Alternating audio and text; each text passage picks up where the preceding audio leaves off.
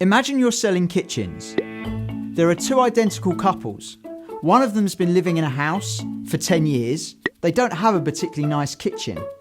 The other one is moving into a new house that also doesn't have a particularly nice kitchen. Which couple do you think it'll be easier to sell to? The one that's been living in their house for 10 years and isn't moving? Or the one that's about to move into a brand new home? Your instinct will probably tell you that it's easier to sell to the second couple. But why? The first couple have to commit the money and then put themselves through all the hassle and inconvenience of having workmen in the house and no kitchen for a number of days. Whereas the second couple are already spending a load of money on moving home, and they're already inconvenienced because they're in a state of flux. In other words, while both couples may have the ability to buy, it's easier for the second couple to change because they're already in a state of transition. When prospecting, it's very important to keep this in mind.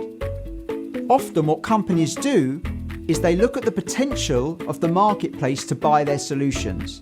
So they'll segment their market by geographical location, turnover, number of staff, vertical market sector, and look at the companies most likely to buy from them. The biggest barrier to a sale, however, is often the status quo.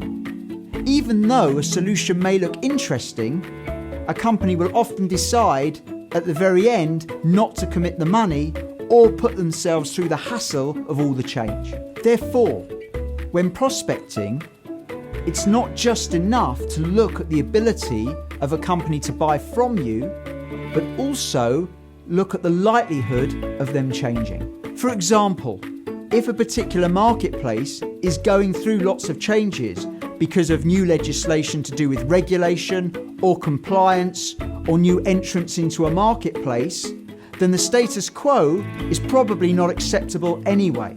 If they're already looking to do things differently, it's easier to sell in a solution. Similarly, a company that might be going through a merger and acquisition, or alternatively where someone new in post wants to make their mark, is more likely to look at doing things differently. Of course, looking at who is most likely to buy from us is a very important qualifier, but you should also consider how easy it will be for a business to change.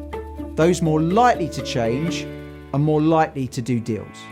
If you've got any questions, please leave them in the comment box, and to receive regular marketing updates, hit subscribe.